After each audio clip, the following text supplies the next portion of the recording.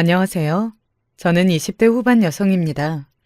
제가 이런 곳에 사연을 쓰게 될 날이 올 거라고는 한 번도 생각해 보지 않았는데 이런 날이 오고만 해요. 저에게는 이런 막장 드라마 같은 일이 평생 일어나지 않을 거라고 늘 남일이라고만 생각했는데 정말 사람 일은 한 치 앞도 모르는 거긴 한 것 같습니다. 저는 엄마와 단둘이 살고 있었어요.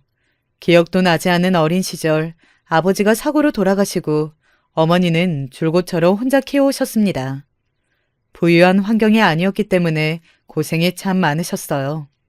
하나뿐인 딸 하고 싶은 거 먹고 싶은 거 다 하게 해주고 싶어 하셨기 때문에 더더욱 그랬습니다. 그 덕분에 저는 그렇게 큰 불편함 없이 자랐어요. 물론 아빠가 있는 친구들이나 가끔 아빠는 뭐 하시냐 같은 질문들을 들으면 슬퍼지긴 했지만 그때를 빼면 정말 아버지의 빈자리는 정말 느껴지지 않았어요. 공부를 꽤 잘했던 저는 한국에서 제일 좋다는 대학 중 한 곳을 갔고 비싼 등록금도 문제없이 낼 수 있었어요. 진짜 나는 엄마한테 엄청나게 효도해야겠다. 엄마는 너한테 미안하기만 한데? 엄마는 한부모 가정에서 크게 해서 늘 미안하다고 하셨어요. 그런 마음이 들지 않게 본인이 최대한 노력했지만 그래도 어쩔 수 없는 것들이 있으니까 말입니다. 하지만 저는 정말이지 그런 엄마가 더더욱 자랑스러웠어요. 나는 진짜 그런 부족함 하나도 못 느꼈으니까 걱정 안 해도 돼. 늘 이렇게 말해도 엄마는 여전히 미안해했지만 말입니다. 저는 사실 아버지의 얼굴도 생각이 나지 않아요. 가끔 할머니를 보면 제 얼굴을 쓰다듬으시면서 어쩜 이렇게 네 아버지랑 쏙 빼다 닮았니 하면서 우셔서 그냥 제가 아버지랑 많이 닮았구나 하고만 생각하고 있습니다. 아빠 사진 같은 건 없어? 결혼하고 우리 집에 다 들고 왔었는데 언제 한번 집에 도둑 들었을 때 귀중품이랑 사진들 들어있는 박스가 통째로 없어진 적이 있어. 안에 귀중품은 다 필요 없고 사진만이라도 돌려줬으면 좋겠는데. 그래서 정말 아버지 얼굴은 몰라요. 엄마와 아빠는 연애 결혼했다고 들었습니다. 엄마가 아빠에게 첫눈에 반해 고백했다고요. 보통 부모님 세대는 그 반대인데, 그쵸? 저를 낳고 얼마 되지 않아 퇴근하고 집으로 돌아오던 길에 집 앞에서 거의 다 와서 교통사고를 당했다고 하더라고요. 음주운전이라고 했습니다. 엄마는 정말 죽을 생각까지 했다고 해요. 하지만 아무것도 모르고 웃는 저를 보고 살아야겠다고 다짐했다고 합니다. 아빠의 사망보험금으로 받은 돈은 어느 정도는 할머니네에 드렸다고 해요. 할머니의 집도 그다지 여유로운 편은 아니어서 그전에도 다달이 용돈을 드렸었다고 했거든요. 이제는 그럴 아버지가 없으니 드린 거겠죠. 할머니는 애를 혼자 키워야 하는 엄마를 걱정했지만 엄마는 젊은데 자신이 벌면 된다고 한사코 받으라고 했다더군요. 그 덕인지 아직 할머니와 엄마는 가끔 보기도 하고 사이가 좋은 편입니다. 무엇보다 할머니가 저를 가끔씩 찾으세요. 왜 아니겠어요? 죽은 아들의 유일한 핏줄인데 말입니다. 저는 엄마가 힘들게 이것저것 일을 닥치는 대로 다 하면서 제대로 된 취미 하나 가지지 않은 게 정말 마음이 쓰였거든요. 그래서 저는 엄마가 자기가 좋아하는 걸 이것저것 찾아도 보고 또 새로운 사람들을 만났으면 좋겠다고 생각했기 때문에 매일 그렇게 하길 권했지만 엄마는 그러지 않았어요. 늘 행복하다고 그렇게 말했어요. 저만 있으면 된다고 말이죠. 저는 그런 엄마가 너무 마음이 쓰이고 엄마의 인생이 없는 것 같아 속이 상했지만 워낙 그렇게 이야기하시니 저도 더 이상 권하지 않았습니다. 열심히 일만 하고 바르게 살면서 고생한 복이었을까요? 원래 저희가 살던 집이 재개발이 되면서 보상금을 꽤 많이 받았고 저희 모녀는 새 아파트로 이사를 하게 되었어요. 이사 가던 날 엄마가 울먹이며 했던 말이 잊히지 않습니다. 엄마는 자신의 인생에 이런 일이 다 있다며 펑펑 우셨어요. 저는 그런 엄마에게 엄마가 열심히 살아서 복받은 거라고 말했습니다. 그리고 진심으로 그렇게 생각하기도 했고 말이죠. 다 하늘이 엄마를 돕는 거라고요. 그즘 엄마의 마음에도 여유가 생긴 것 같았어요. 저는 저 나름대로 아르바이트도 하고 장학금도 조금씩 받아가면서 문제없이 학교에 다니고 있었고 좋은 집도 생겼으며 또 보상금 남은 것과 적금을 받으면서 목돈이 좀 생겼는데 그것들로 생활비는 뭐 충분했거든요. 동네에 독서회라는 게 있다던데 거길 좀 나가볼까 해. 취미, 뭐, 그런 거 관심 없다며.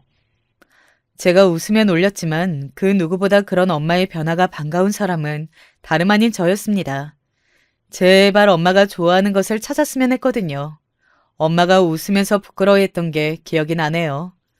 엄마는 고등학교도 제대로 나오지 못했거든요. 일찍 취직을 해서 돈을 벌어야 하는 환경에서 자랐어요. 그래서 늘 많이 배우거나 똑똑한 사람들을 부러워했습니다. 엄마는 우리 딸이 이렇게 공부를 잘해서 너무 좋아. 나 닮으면 어쩌나 얼마나 걱정했는데. 유독 제가 공부를 잘하는 걸 좋아하고 자부심을 가지셨어요. 그래서 제가 더 열심히 했던 것도 있었습니다. 엄마가 행복해하는 모습을 더 보고 싶었거든요. 아무튼 독서회를 고른 것도 어딘가 마음이 짠했어요. 엄마의 그런 심리가 반영된 것 같아서 말입니다. 엄마는 독서회를 정말 꾸준히 다녔어요. 그러던 어느 날이었습니다. 원래 친구라고는 없이 매일 일만 하고 저랑만 놀러 다니던 엄마가 어느 순간 약속이 많이 생기고 저와의 데이트도 소홀해지더라고요. 그래서 그냥 농담으로 던졌어요. 엄마 혹시 연애하냐고 말이죠. 그냥 물어본 건데 엄마가 엄청나게 당황하더라고요.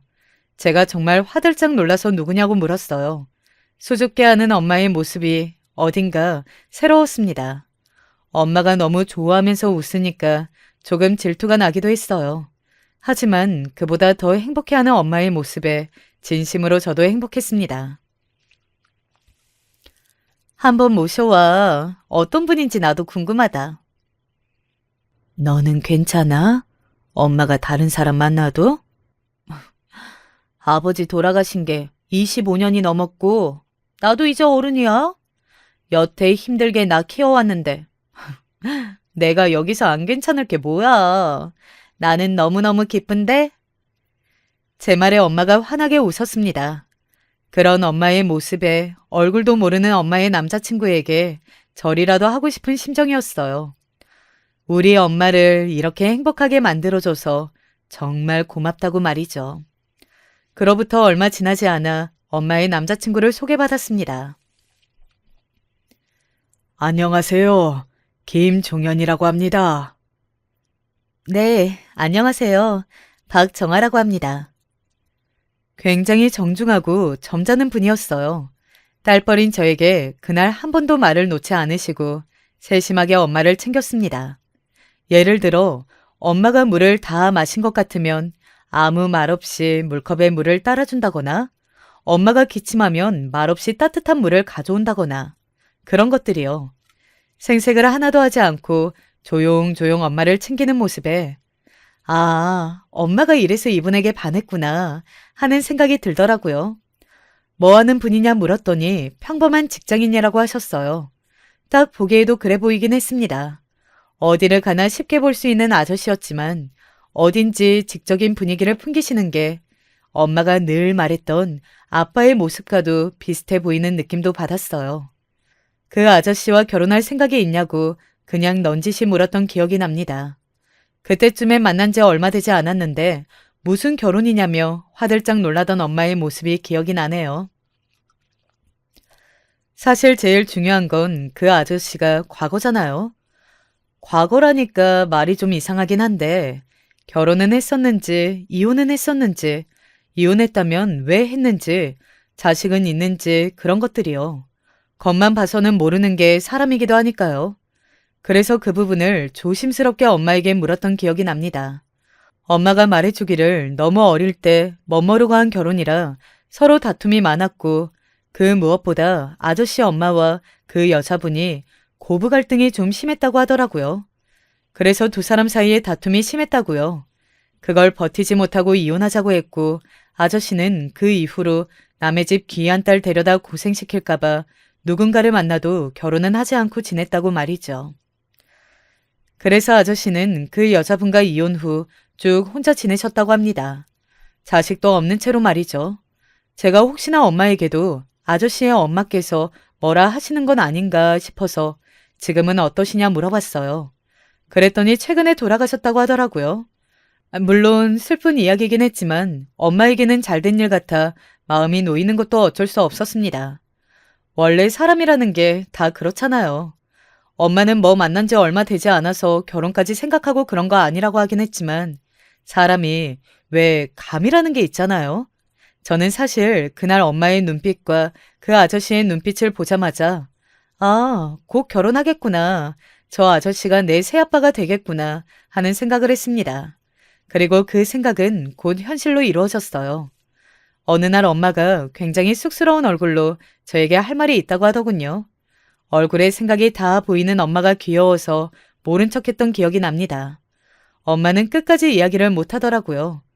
저한테 결혼은 무슨 벌써 결혼이냐, 한지 얼마 되지 않아 그런 이야기를 꺼내려고 하니 민망했나 봅니다. 제가 그런 엄마가 귀여워서 웃으면서 물었어요. 그 아저씨와 결혼이라도 하냐고 말이죠. 엄마는 본인이 다 티를 내놓고 어떻게 알았냐며 화들짝 놀라더군요. 어떻게 알았냐는 듯 저를 바라보던 엄마의 그 표정이 아직도 기억나네요. 비집고 나오는 웃음을 참느라 정말 애썼던 것까지 말입니다. 두 사람의 결혼은 모두가 반기는 결혼이었어요. 저도 저지만 할머니도 진심으로 기뻐하셨습니다. 사실 할머니가 반대하거나 속상해할 걸로 생각하지는 않았지만 그래도 조금은 서운해하실 줄 알았는데 그렇지 않았어요. 엄마를 볼 때마다 혼자 애 키우는 게 너무 마음이 쓰였고 먼저 간 아빠에게 왜 그렇게 먼저 갔냐고 한탄을 하신 적도 많다고 합니다.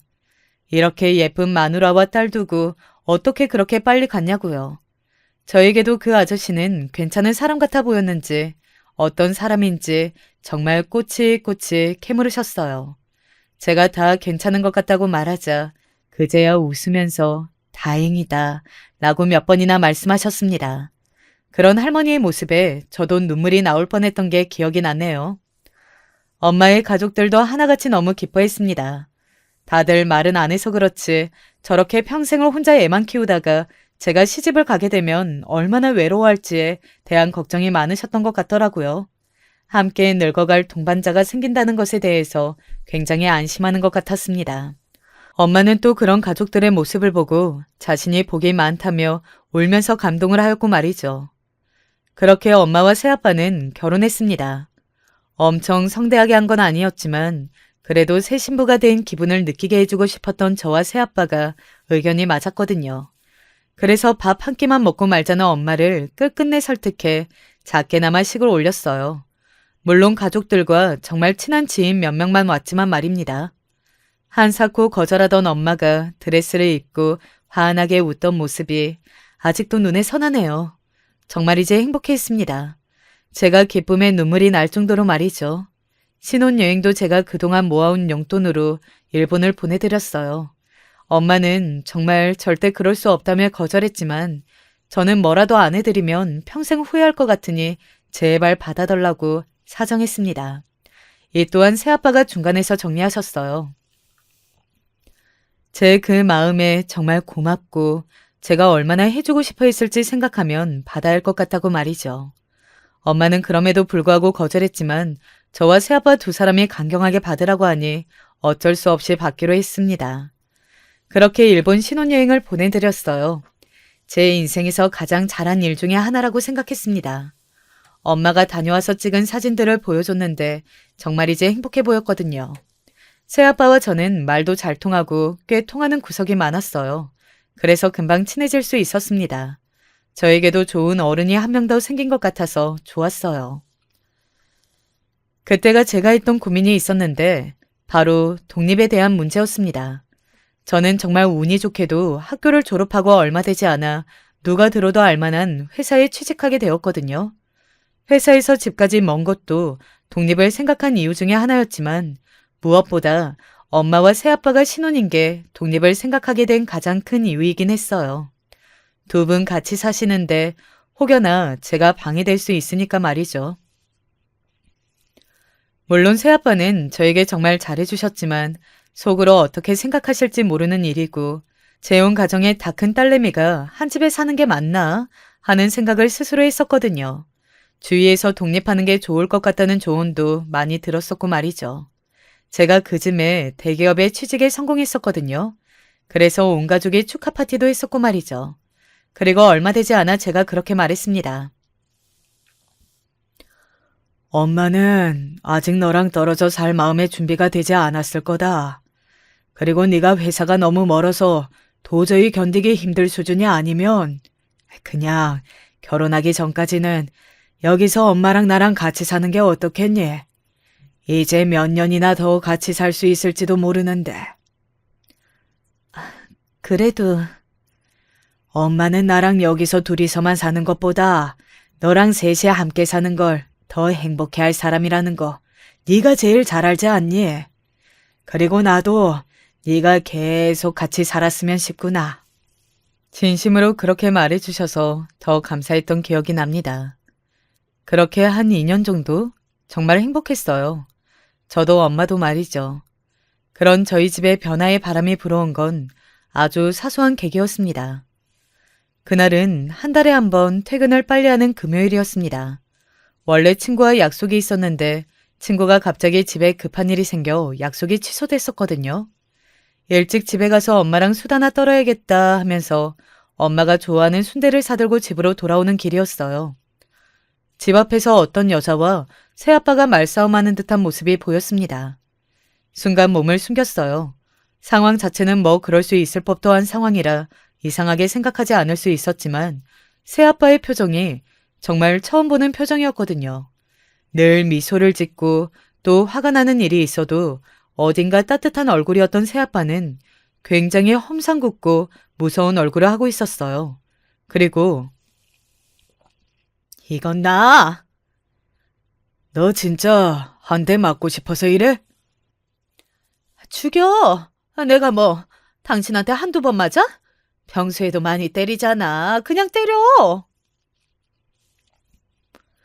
새아빠가 그 말을 듣는 순간 주위를 두리번거리더군요. 혹시 누군가 보는 사람이 있나 싶어서요.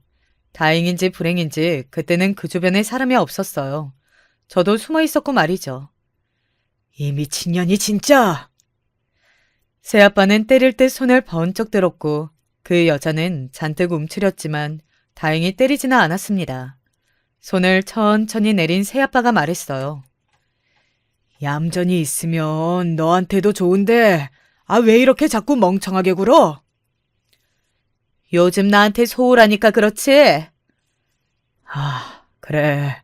알겠어. 앞으로는 안 그럴 테니까 그만하고 돌아가. 이러다 들키면 나도 죽고 너도 죽어. 그런 식으로 무섭게 나가도 그 여자분이 말을 제대로 들을 것 같지 않자 이번에는 어르고 달르기를 했는지 굉장히 부드럽고 다정한 말투로 말하더군요. 정말 순식간에 사람이 180도 바뀌어서 제가 알던 그 새아빠의 모습으로 말이죠. 그 여자에게도 통한 듯 싶었어요. 그 여자분은 몇 번이고 정말이냐고 확인하다가 새아빠의 다독임에 안심한 표정을 지었습니다. 그렇게 고개를 끄덕이던 여자분이 새아빠의 손을 한번 꽉 잡더니 뭔가 믿겠다는 듯 고개를 한번 끄덕이고는 돌아갔어요. 그리고 그 모습을 물끄러미 보는 새아빠도 이내 집 안으로 들어갔습니다. 어안이 벙벙하더군요. 지금 대체 내가 뭘 본 거지? 무슨 일이 있었던 건지 약간 꿈을 꾸는 것 같은 느낌이 들기도 하고 말이죠. 저는 그 자리에 남겨진 채로 정말 말로 표현할 수 없는 충격을 받은 채 그 자리에 서 있었어요. 이게 어떻게 된 일인지 잠시 생각할 시간이 필요했습니다. 하지만 아무리 생각해도 한쪽으로밖에는 생각이 미치지 않더군요. 하지만 믿고 싶지 않았어요. 그리고 저도 모르게 입에서 우리 엄마 어떡하냐는 말이 새어나왔습니다. 정말 그 한 가지 생각뿐이었던 것 같아요. 왜 안 그렇겠어요? 일찍이 남편을 잃고 평생을 자식을 바라보며 자식 잘 되는 것만 생각하던 사람이 이제 좀 살만해져서 좋은 사람도 만나고 인생의 즐거움을 깨닫고 있는데 이런 일이 생기다니요. 엄마가 너무 불쌍했습니다. 그 당시에 제 머릿속을 지배하고 있는 생각은 그것뿐이었어요.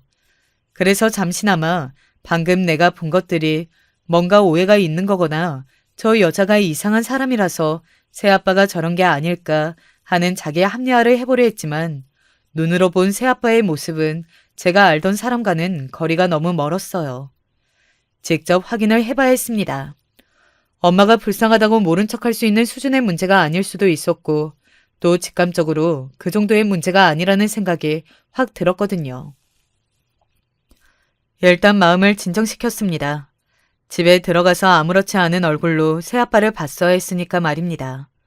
어떠한 증거도 확신도 없는 상황에서 무슨 일이냐고 몰아붙일 만큼 저는 멍청하지는 않았거든요. 게다가 만약에 뭔가가 있다면 이런 제 질문에 순순히 인정할 일도 없었고 말이죠. 심호흡을 크게 했어요. 물론 엄마가 제일 먼저 생각나고 엄마 어떡하냐는 생각이 가장 컸지만 저도 충격을 굉장히 많이 받긴 했거든요.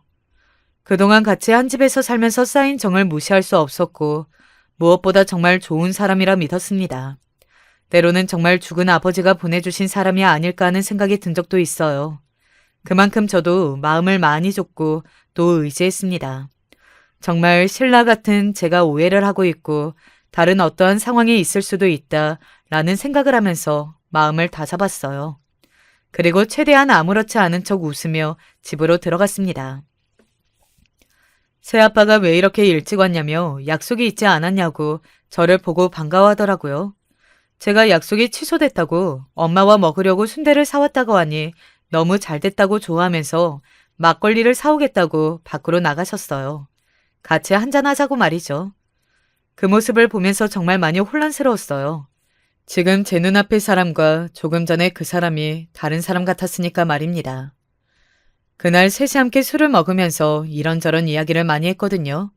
일부러 제가 과거 일을 많이 물어봤습니다. 그런데 새아빠가 잔뜩 취해서 한 말 중에 뭔가 또 마음에 걸리는 말이 있긴 했어요. 민정이가... 바로 민정이라는 이름으로 저를 2번이나 잘못 부른 거였습니다. 엄마도 살짝 취해 있었기 때문에 잘 모르고 넘어가는 듯 했습니다. 저를 그렇게 부르면서 아빠가 하는데 저에게 하는 말 같지 않은 거예요. 어딘가 진짜 민정이라는 딸이 있는 것처럼 말이죠. 그리고 전에 이야기했던 것들과 말이 다른 부분들이 있었습니다. 그때는 분명히 고부 갈등이 심해서 전 부인이 참 마음고생이 심했다 그랬는데 제가 전 부인이랑은 연락하냐는 질문에 전 부인을 상당히 증오하고 미워하는 듯 말했거든요. 저랑 엄마한테는 다 자기 잘못이고 자기 엄마가 잘못한 거고 그렇게 말했으면서 술에 취하니 전 부인을 이년저년 하기도 했고 말이죠. 원래 그런 말실수는 술에 취해도 하시는 분이 아니었는데 아니면 잘 감춰오셨던 것 같은데 오늘은 집 앞에서 그 만남 이후라 평소에 진짜 모습이 나오는 것 같았습니다. 사실 그걸 보고 확신했던 것 같아요. 지금 우리 앞에서 하는 모든 말과 행동은 연기라고 말이죠. 그런데 그때쯤이었을까요? 새아빠가 밤마다 어딘가 외출하는 걸 알게 되었습니다. 그 전부터 그랬는지 아니면 최근부터인지 알 수는 없었지만요. 아마 제가 새아빠를 의심하며 지켜보고 있으니 그 전에 몰랐던 사실들을 알게 되는 것일 수도요. 어느 날은 잠시 볼 일이 있다고 나가기도 하고 친구를 만난다고 나가기도 했지만 대부분은 저희 모녀가 자고 있을 밤 늦은 시간에 나갔어요. 하루는 자지 않고 있어 봤는데 모두가 잠든 늦은 시각에 나가서 모두가 깨기 전인 이른 시간에 집에 들어오더라고요. 한 번은 모른 척하고 새벽에 일찍 깬 듯 연기하며 일부러 마주친 적도 있습니다. 어디 다녀오시냐는 제 질문에 상당히 당황하며 새벽 운동을 다녀왔다 얼버무리던 게 생각이 나네요. 누가 봐도 운동하러 나간 사람의 복장은 아니었지만 믿는 척하며 아무 말 없이 고개를 끄덕였습니다. 그런 일이 반복되고 고민 끝에 미행하기로 결심했어요. 무엇을 숨기고 있는지 어떤 사람인지 알아야 했거든요. 만반의 준비를 했습니다. 눈에 띄지 않는 복장을 하고 무채색의 모자를 쓰고 그리고 혹시나 몰라 녹음기를 사서 들고 차도 바로 나갈 수 있게 주차해뒀어요. 그리고 기다렸습니다.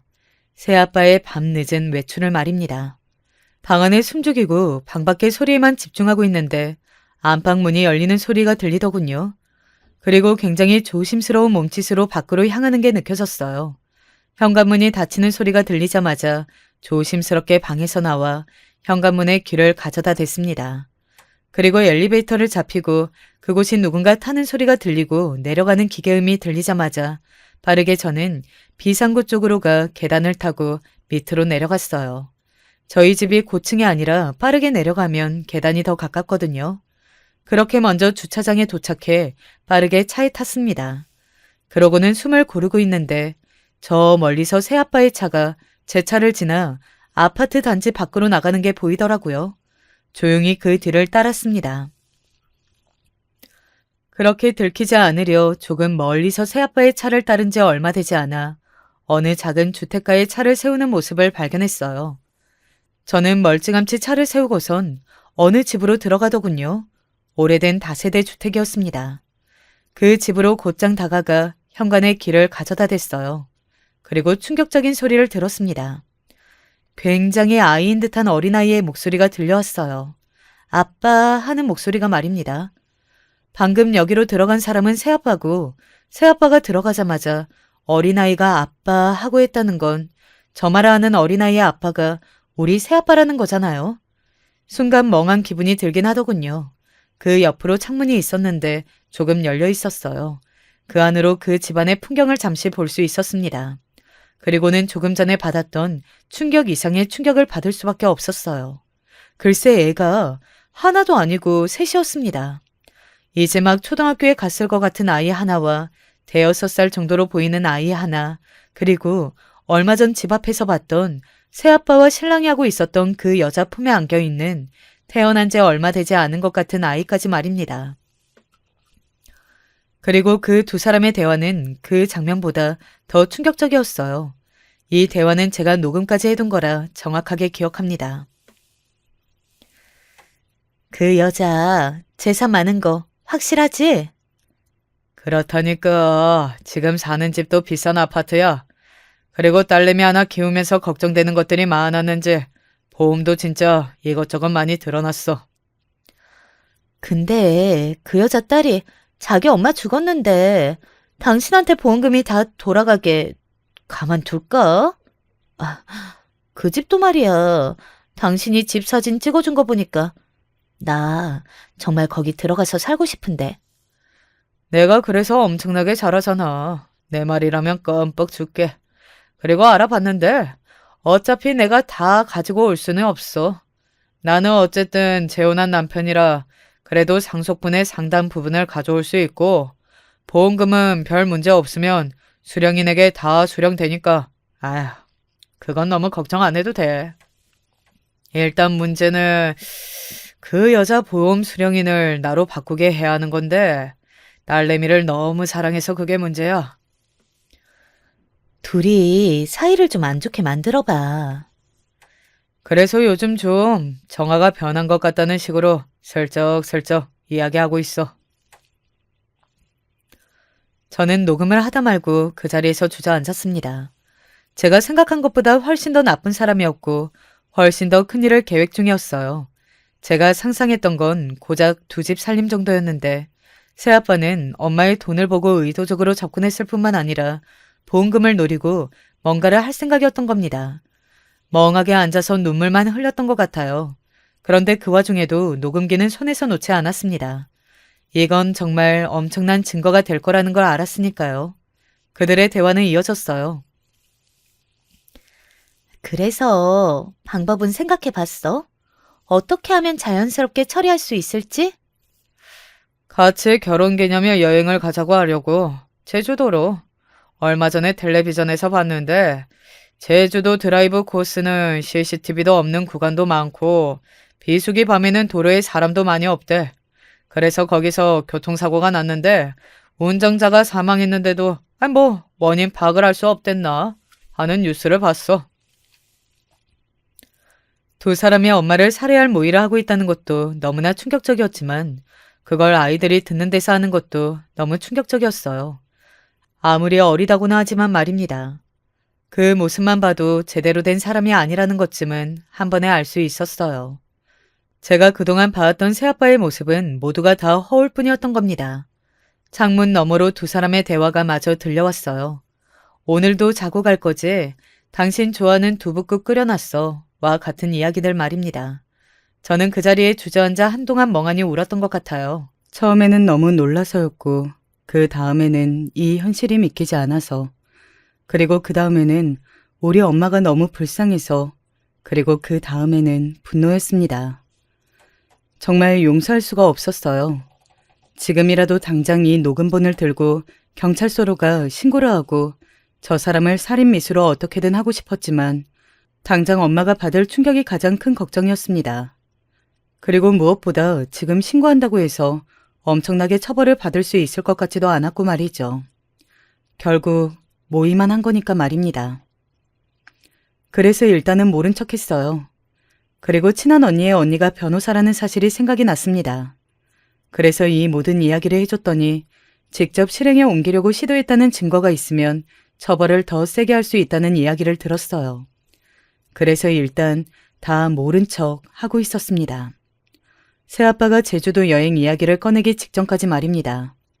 새아빠는 저와 엄마의 사이를 떨어뜨려 놓으려 이것저것 시도를 많이 하는 게 느껴졌어요. 원래 저와 같이 있는 시간을 일부러 만들려 했던 초반과는 다르게 이제는 둘이 함께 뭔가를 하고 다니려는 모습을 자주 보였습니다. 예전 같았으면 엄마를 이렇게 챙기는구나, 이렇게 두 분이 사이가 좋구나 하고 저도 참 고마웠을 텐데 그 속내를 뻔히 알고 나니 정말 역겹기만 했습니다. 하지만 모른 척 장단을 맞춰줬어요. 사실 저는 이 증거를 어떻게 잡아야 어떤 식으로 대갚아 줄지에 대한 고민도 고민이었지만 상처받을 엄마에 대한 걱정이 먼저였습니다. 새아빠가 없던 어느 날 엄마에게 물어봤어요. 새아빠는 어떻게 만난 거야? 그냥 독서회에서 자연스럽게? 먼저 호감을 표현한 건 엄마야, 새아빠야? 하나씩 물어, 하나씩. 그런 건 안 물어보던 애가 갑자기 그런 건 왜 물어봐? 엄마는 그러면서도 이야기를 다 해주더라고요. 그냥 독서회 하던 사람들끼리 책도 읽으면서 이야기도 나누고 하다 보면 살아온 인생에 대해서도 다른 이야기도 하고 그러니까 그런 이야기를 하다가 서로의 사연을 알게 된 거지. 먼저 나보고 차라도 한잔 하자고 한 건 그 사람이었고. 새아빠가 먼저 엄마에게 한번 만나보자고 했다더군요. 저는 우리 집 사정을 대충 어느 정도까지 말했는지 물었습니다. 물론 엄마가 눈치채지 못하게 조심스럽게 말이죠.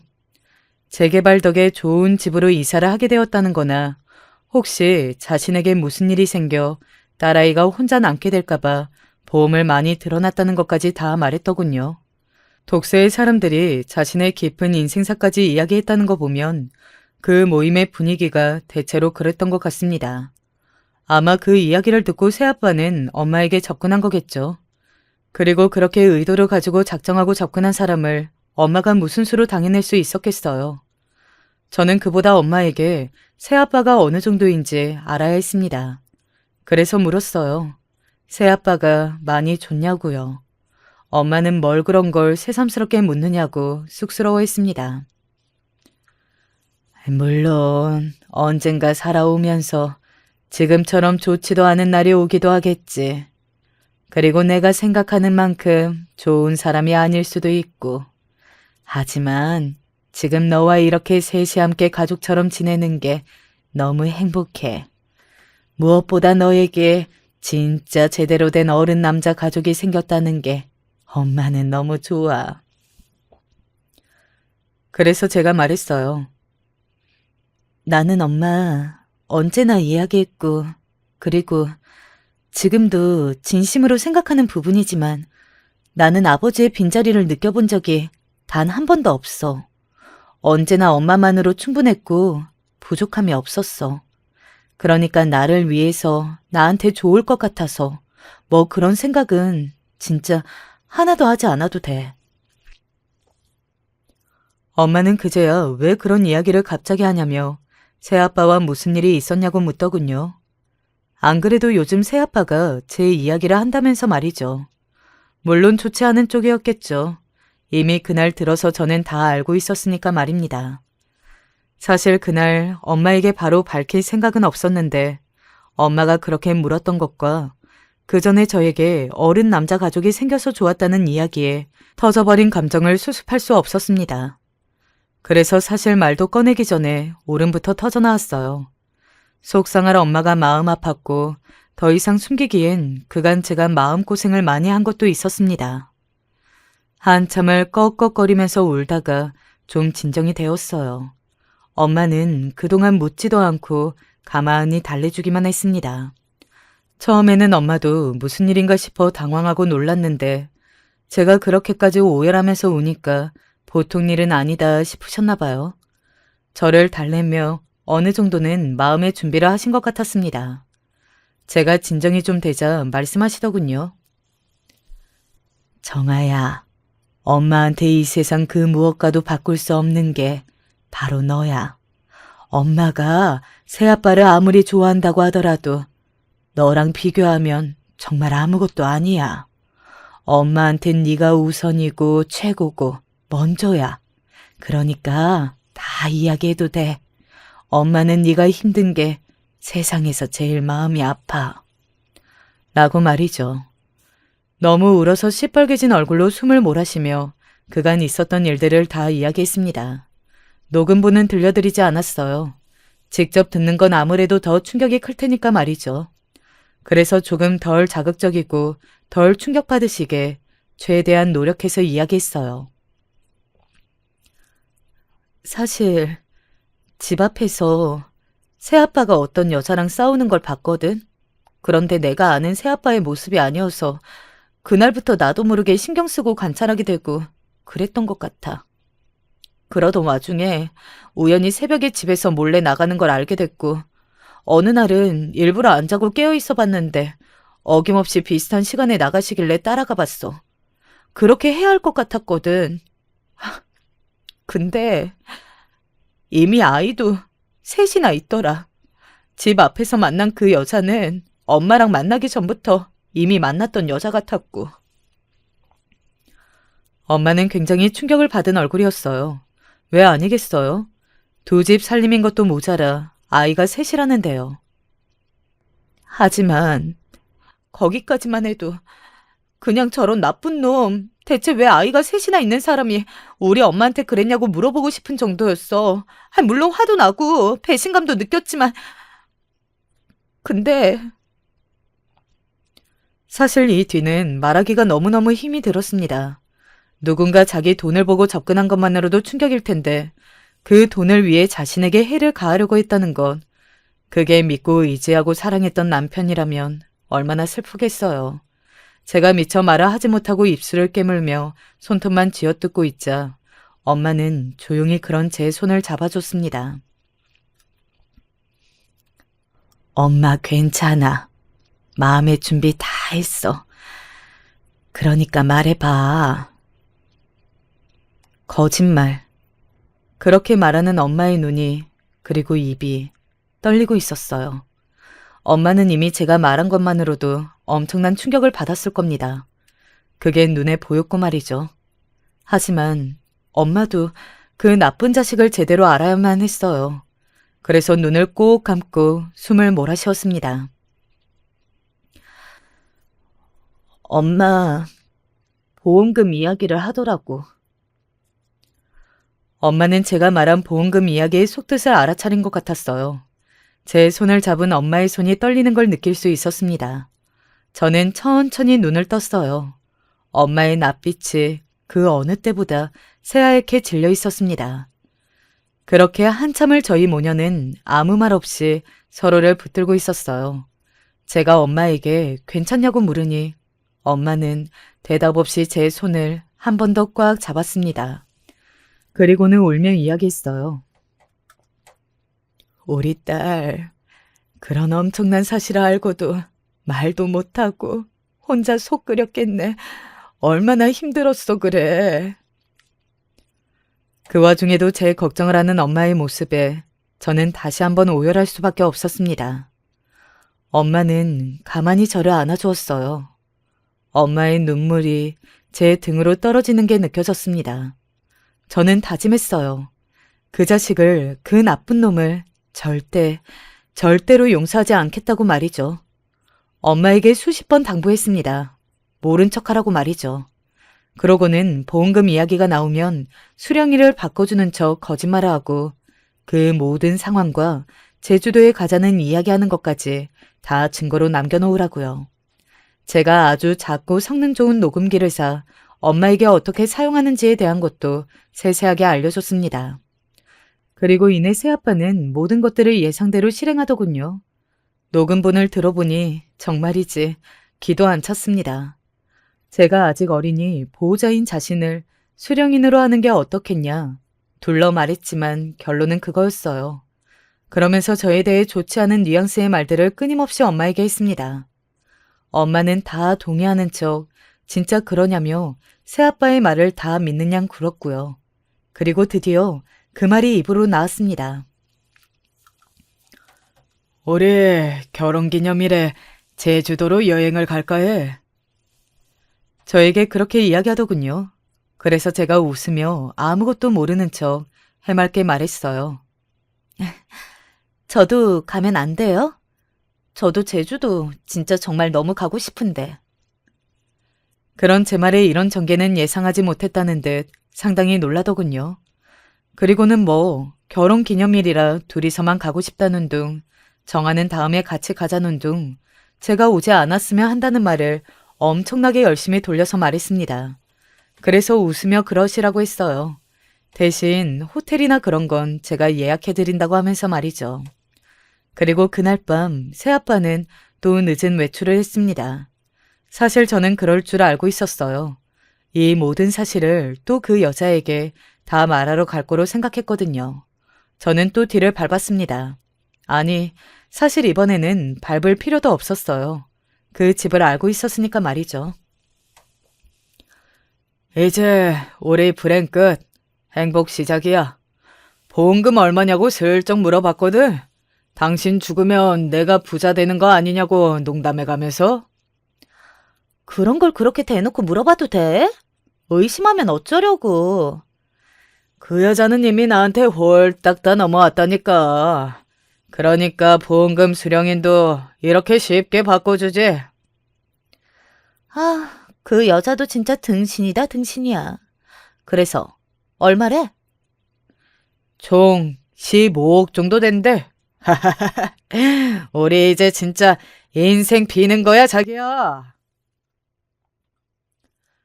그 둘은 마치 이미 그 돈이 자신의 것이 된 양 좋아 죽더군요. 정말이지 소름이 끼쳤습니다.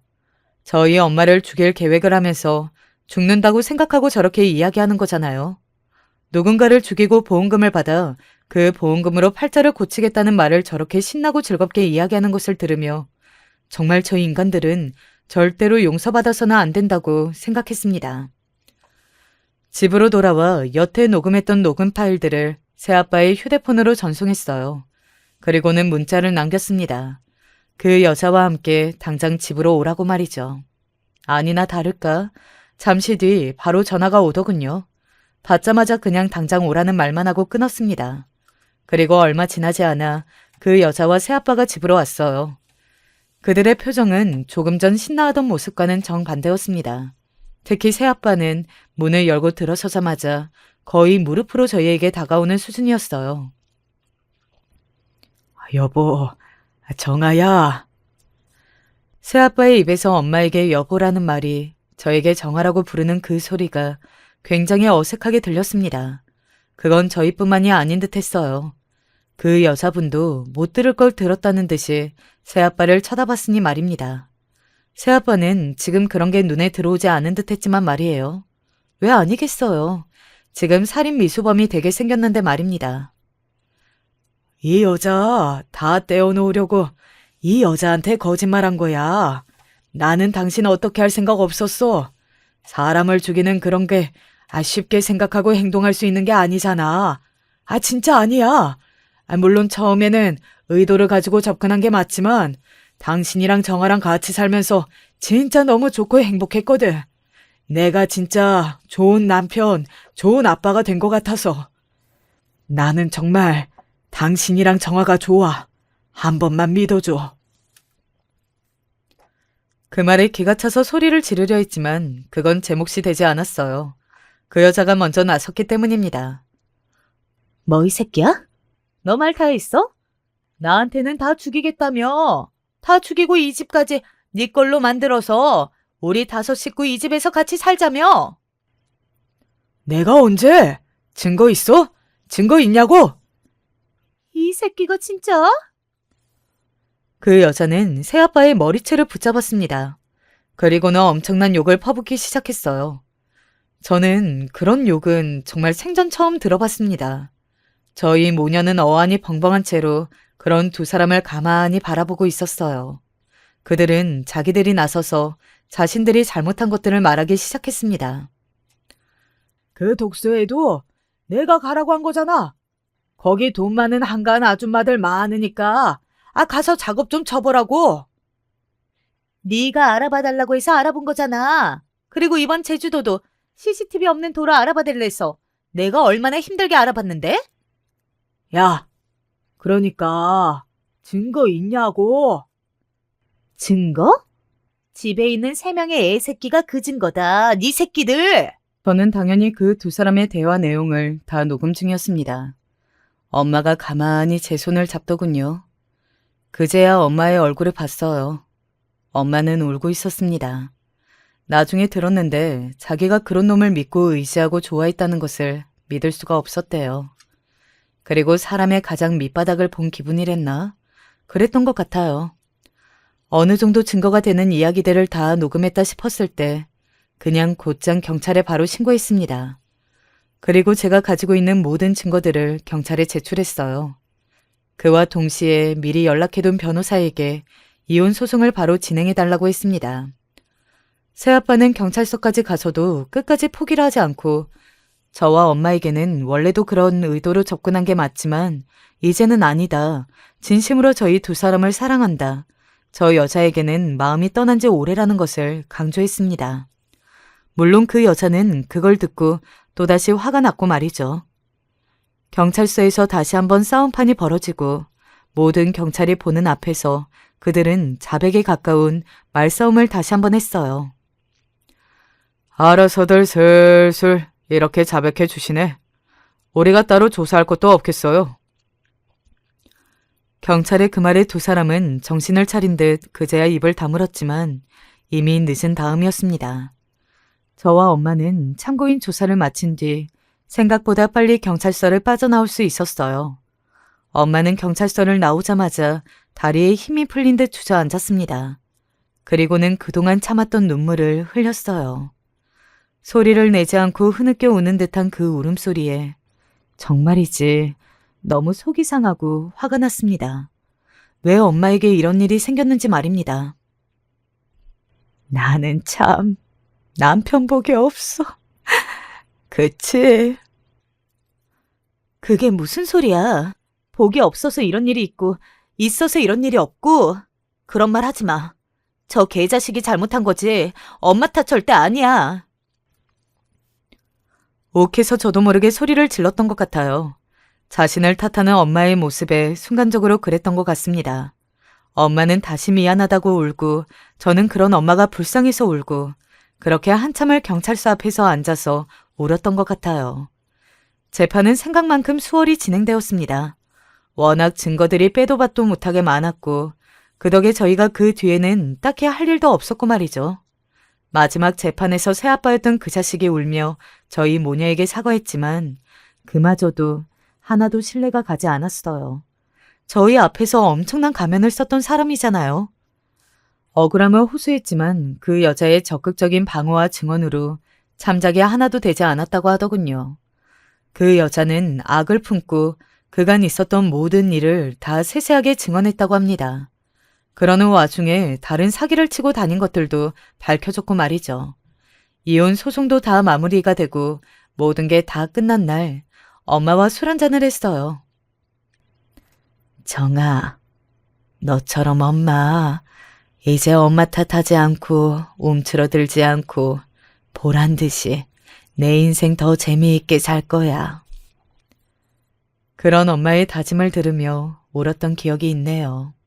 아, 그리고 어떻게 됐냐고요? 엄마는 정말 자신과의 그 약속을 지키기라도 하듯 취미 생활도 열심히, 여행도 열심히 다니고 계세요. 자신이 뭘 좋아하는지, 어떤 걸 하면 즐거운지 하나하나 깨달아가면서 말입니다. 그런 엄마를 보며 물론 일어나지 않았으면 더 좋았겠지만 그 사건이 전화위복이 되지 않았나 하는 생각이 들기도 해요. 제 이야기는 여기까지입니다. 저와 저희 엄마의 행복을 빌어주세요. 여러분의 인생에도 좋은 일만 있기를 저도 기도할게요. 긴 이야기 들어주셔서 감사합니다. 힘든 일상을 살던 중 요 근래에 그나마 좀 숨통을 트고 살고 있는데요. 아무리 생각해도 제가 겪은 일들은 너무 숨막히는 전쟁이었고 한편으로는 정말 가까스로 기적같이 빠져나온 사례이기도 해서 기록을 남겨보게 되었어요. 솔직히 다 스스로 자초한 일이고 사람이 미련하다 보면 이렇게까지 불행을 경험하는구나 싶기도 해요. 머리가 미련하면 몸이 고생한다더니 그 말이 딱인 것 같아요. 저는 어릴 때 아버지 없이 엄마와 단둘이 살았어요. 분명 아버지란 존재가 있었을 텐데 말이에요. 어릴 적 기억이 희미하긴 하지만 어느 순간부터 당연히 엄마랑만 살았던 것 같아요. 이 부분에 대해 물어봤지만 그때마다 엄마는 호통을 치셨고요. 그런 걸 알아서 뭐 하려고 해. 네 애비는 정말 조금도 쓸모가 없는 인간이야. 다시는 그런 말도 꺼내지 마. 에휴, 밥 먹는데 밥맛 떨어지게 뭘 묻는 거야? 이러면서 대뜸 화부터 내시니 더 말을 이을 수 없더라고요. 우리 엄마긴 하지만 정말 무섭고 성격이 강한 분이라 어릴 때부터 아주 사소한 일에도 많이 혼나면서 자랐어요. 형제도 없이 저 혼자이다 보니 외로움도 많이 탔고 엄마가 조금만 살갑게 대해줘도 좋을 텐데 전혀 그런 부분이 없었답니다.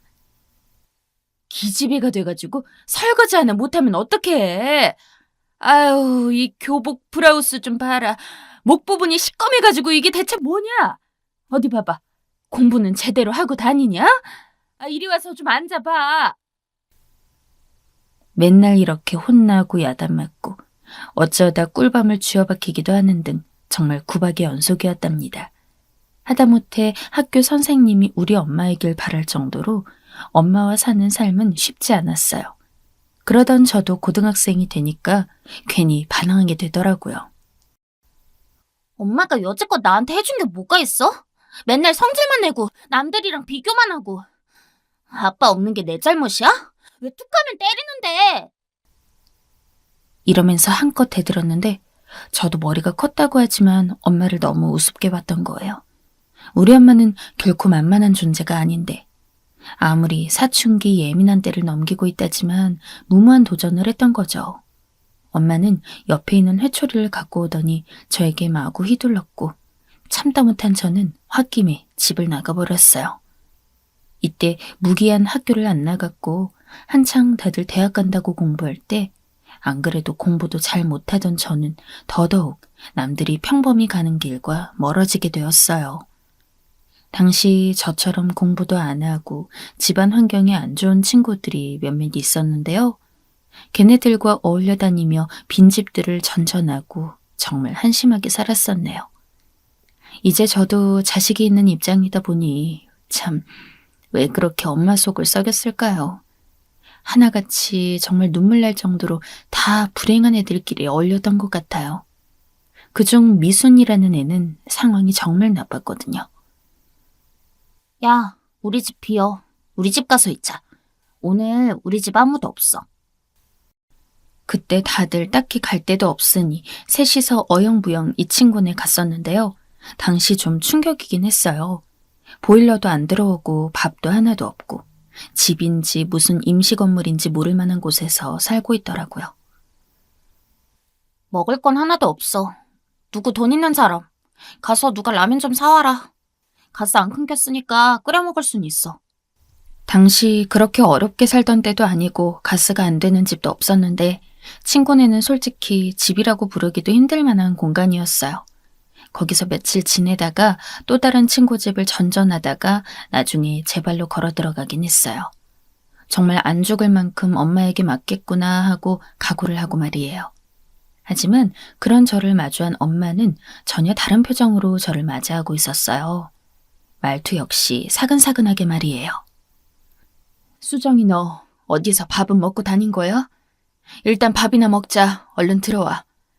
그리고 그래, 먼저 씻어라 너. 냄새 난다. 이렇게 무심한 듯 툭 말씀하시더니 아무렇지 않게 식사 준비를 하더군요. 이때 집에 온 길을 느끼면서 엄마가 차려준 밥을 먹으며 굳이 절차를 따로 거치지는 않고 화해를 했어요. 하지만 이후로도 저와 엄마 사이의 분쟁은 끊임없었는데요. 지나보면 다 너무나 당연하게 저에게 맞는 말만, 그리고 맞는 방향만 제시하셨더라고요. 결국 그 말을 안 들었던 대가가 저에게 이렇게 크게 들이닥칠지는 몰랐지만요. 뭐야? 수정이 너 다시 말해봐. 학교를 그만둔다고? 아니 대체 왜?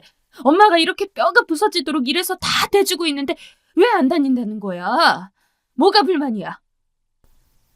엄마가 이렇게 말을 해도 제 결심은 굳건했고 도무지 학교를 다니고 싶지 않았어요. 당시에 왕따도 분분하게 일어났고 엄마에게 따로 말하진 않았지만 저를 괴롭히는 무리들이 있었거든요.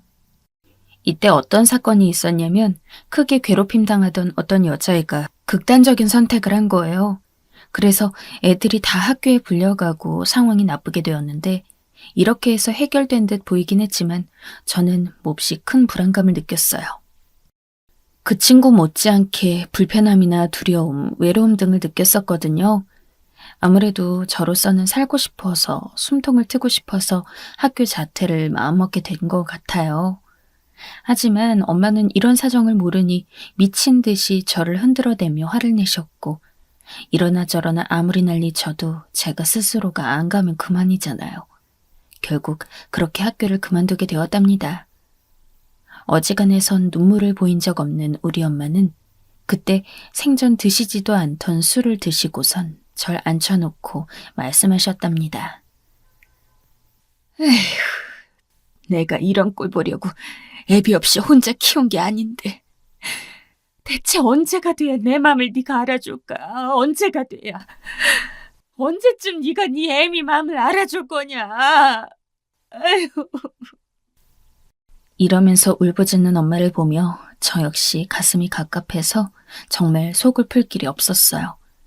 아무 생각 없이 학교를 때려친 것도 아니고 저 딴엔 두려워서 그렇게 도망쳤는데 말이에요. 요즘 한창 뉴스를 보면 왕따니 학교폭력 같은 게 대두되고 있지만 저 때는 그렇게 심각한 문제라고 보는 어른들이 없었어요. 엄마 역시 같은 마음이었겠고요. 이후로 전 작은 공장에 취직해서 그나마 조금이라도 엄마를 안심시켜드리고 싶었지만 그런 건 전혀 위로가 안 되었나 봐요. 엄마와의 사이는 날이 갈수록 나빠졌고 이런 저를 사람 보듯 하지도 않는 모습을 보며 더 깊은 우울감과 외로움을 느꼈답니다. 너는 정말 인간의 자식이면 네가 이럴 순 없는 거야. 네 애미 가슴에 못을 박아도 유분수지. 아니, 어지간해서 너처럼 안 살 거다. 대체 네 엄마가 너한테 뭘 그렇게 잘못했냐? 어? 그러면서 화만 내는 모습에 지쳐 결국 집 역시 제가 있을 곳이 아니라고 생각했어요. 그래서 그랬던 걸지도 모르겠는데 전 얼른 저만의 집을 갖고 싶었고 진짜 가정 같은 모습의 가정을 꾸리고 싶었어요. 그런 열망이 커지면서 당장 제 앞에 다가온 인연에게 너무 쉽게 마음을 줘버린 거예요. 한창 연락하던 친구가 저에게 대뜸 소개를 한 거예요. 야, 수정아. 너 내가 아는 오빠 만나볼래? 그 오빠 우리랑 달라. 대학생이고 공부도 잘해. 이쁘장한 친구들 없냐고 물어보는데 우리도 20살이잖아. 내가 만나게 해줄까? 수정이 네가 내 친구들 중에서 제일 예쁘장하니까 내가 특별히 소개해주는 거야. 나이가 24살이래. 왠지 모르게 이 말에 저는 귀가 움직였고 딱히 이성에 대해 관심 있진 않았지만 그냥 새로운 세계가 궁금했어요. 그리하여 만나보니 사람이 나쁘지 않더라고요. 외모도 말쑥하고 키가 크고 허연 피부에 맨질맨질한 안경을 쓰고 있었는데 인상이 괜찮았어요. 저는 김명진이라고 해요. 이렇게 만나서 좋네요. 애들한테 얘기 들었던 것보다 훨씬 더 예쁜 것 같아요. 괜히 막 긴장이 되네요. 이런 말 하면서 되게 서투르고 부끄러워하는데 저는 그런 부분이 왠지 모르게 끌리더라고요. 그때까지만 해도 이성을 좋아해 본 적도 없었지만 나보다 4살 많고 어른 같은 느낌이 드는 이 사람에게 호감이 생겼어요. 그래서 금방 교제하게 되었고 거의 3년 정도 만나오다가 갑작스레 결혼하게 되었어요. 이 사실을 알릴 때도 엄마는 절대 가만히 있지 않으셨고 예비 사윗감을 데려갔을 때도 노발대발하셔서 이 사람을 질리게 만들 정도였어요. 너는 정말 하나부터 열까지 다 네 멋대로야. 네 나이가 몇인데 결혼을 해 지금. 네가 뭘 안다고. 학교라도 검정고시를 좀 해서 어떻게 좀 해볼 것이지. 대체 이게 뭐 하는 짓이야. 아휴, 아이고 내가 못 살아 정말. 허나 이때도 저는 제 의견을 강행했고 저렇게 진득하게 화만 내면서 절 몰아내는 모습에 얼른 빠르게 도망치고 싶었어요. 바로 제 옆에 손을 잡고 있는 그 사람에게로 말이에요. 이리하여 어찌어찌 결혼했지만 엄마는 제가 집을 떠난 뒤 잘 만날 수도 없더라고요. 연락도 잘 안 되고 저에게 불만이 많은 듯 했어요. 당시 남편도 27에 대뜸 결혼했기 때문에 형편이 안정된 건 아니었지만 그래도 작은 집을 구해서 같이 살아가게 되었답니다. 나에게 연애 때 엄청나게 잘해주고 살갑게 굴던 멋진 오빠였기에 그리고 몇 년 만나면서 믿음도 있었기에 더 생각지 않고 금방 결혼을 결정했던 것 같아요. 시댁에선 귀한 막내 아들을 장가 보내놔서 그런지 몰라도 간섭이 좀 심했지만 거리가 멀다 보니 그렇게 심하지 않았어요. 1년에 한 2-3번만 만나면 됐었고요. 모든 부분에서 제가 크게 느낀 스트레스는 없었는데 이상하게 남편이 갈수록 좀 다른 부분을 보이는 거예요. 별거 아닌 일에 화를 내기도 하고 임신 중인 저에게 툭하면 짜증을 냈고요. 이때 너무 속상해서 옆집 사는 애기 엄마한테 상담을 했는데 대체로 임신하면 다 그렇다더군요. 그 집 남편도 그래? 우리 애 아빠도 나 임신했을 때마다 얼마나 까다롭게 굴던지. 아주 그냥 본인이 임신한 줄 알았다니까? 그러다가 말 거야. 적당히 지나가고 부인 배 나오는 거 보면 그제서야 심각성을 알고 잘 하더라고. 너무 신경 쓰지 마. 애기한테 안 좋아. 이런 말 들으면 일시적으로 안정되긴 하지만 그게 그렇게 간단한 문제는 아니더라고요. 한편으론 부럽게도 그 옆집은 그러다가 부부 사이가 다시 좋아졌나 봐요. 그런데 왜 불행은 자꾸 저만 쫓아다니는 걸까요? 엄마와 떨어지게 된 이후 남편과 함께 살면서 세상 다정하고 살가운 사람과 결혼했으니 저는 행복해질 수 있을 줄 알았어요. 학교 다닐 때 같은 반 친구들 중 무난한 가정에서 자라서 늘 웃는 상인 애들이 그렇게 부러웠답니다. 우리 옆집 애엄마도 그렇게 살고 있는 사람 중 하나였고요. 그런데 불행한 사람한테 자꾸 불행이 따라붙는 걸까요? 우리 남편은 다른 집 남편들처럼 다시 살가워지지도 원래 모습대로 돌아오지도 않더라고요. 아니, 어쩌면 이게 원래 모습이었을지도 몰라요. 아휴, 짜증나. 밥이 이게 뭐냐? 배부른 것 같고 유세하냐? 간만에 밥 먹으려고 들어왔더니 사람 짜증나게 하네. 적당히 좀 해라, 진짜. 이러면서 반찬 투정을 하질 않나. 부른 배로 제가 뒤뚱거리며 뭐라도 만들라 치면 막 화를 내는 거예요. 야, 됐어. 그만해. 밥맛 다 떨어졌어. 음식 재료가 아깝다. 다 필요 없으니까 하지 마. 그건 됐고. 어디 돈 나올 데 없나? 진짜 만사 다 짜증나네. 우리 저금 좀 남은 거 없어? 돈은 네가 관리하잖아. 아님 이제부터 내가 할까? 이런 말을 갑자기 하는데 그간 남편에게 참을 만큼 참았던 저는 더 이상 감정을 누를 수 없더라고요. 돈이라니? 당신은 내 배가 안 보여? 오늘 내일 애 낳을 사람한테 어디서 돈을 내놓으려는 거야? 당신이 갖다 줘도 유분 쓰지. 그런데 이 말 한마디를 몇 날 며칠 밤을 참고서 건넸을 뿐인데 남편은 저에게 믿을 수 없는 일을 했어요. 순식간에 뭐가 지나간 듯 했고 정신 차려보니 뺨 언저리가 너무 아픈 거예요. 어디 여자가 말대꾸야. 내 돈으로 이 집에 아무 대가 없이 공짜로 살고 있으면서 쓸데없이 입만 살아가지고는 입 다물어. 눈이 완전 가버린 남편은 정말 그 눈에 저는 아무것도 아닌 존재처럼 보였어요. 이때 얼마나 순간 무서웠는지 마치 고등학교 때 저를 때리던 폭력배의 아이들과 다를 게 없어 보이더군요. 이때 너무 무서워서 벌벌 떨다 못해 집에 가만히 있을 수가 없었어요. 그런데 정말 사람 미치게 만드는 노릇인 게요. 이런 날들만 계속되었더라면 저는 남편과 길어야 한 1년 살았을 거예요. 저는 남편의 어른 같은 부분을 보고 좋아했지만 그게 결코 좋은 부분으로만 적용되는 게 아니더라고요. 어느 부분에선 저보다 야갔고 저를 구슬리는 능력이 있었어요. 여보, 미안해. 내가 미쳤어, 진짜. 당신이 이제 날 마음껏 때려, 어? 이렇게 사과를 해대며 과일 같은 걸 사들고 오니 저는 또 이렇게 눈물 짓는 남편의 모습에 마음이 약해지더라고요. 게다가 제가 아들 낳느라 고생했을 때나 조리를 하고 아기를 키워나갈 때는 또 얼마나 잘해줬는지 몰라요. 자기가 죽을 죄를 지었다며 자기 같은 남편은 정말 최악이라면서 말이에요. 그러니 저도 마음을 좀 놓았고 간만에 근황을 물어보며 손주를 보러 온 엄마에게도 이렇게 말을 했었죠. 그 사람 나한테 아주 잘해줘. 결혼 잘한 것 같아. 그렇게 나만 생각해주고 아껴준다니까. 말은 이렇게 하면서 실제로 만족감이 있었지만 그래도 임신 기간에 느꼈던 그 큰 상처는 여전히 제 가슴 안에 있었답니다. 다시는 그런 일 반복되지 않을 거라고 눈을 지그시 감으면서 몇 번이나 스스로 세뇌하듯 되뇌이기도 했고요. 하지만 불행은 조금 더 저에게 시간을 주며 기다리더니 이윽고 아주 연달아 폭탄처럼 파바박 소리를 내며 터지더군요. 아이가 7살 때쯤의 일인데요.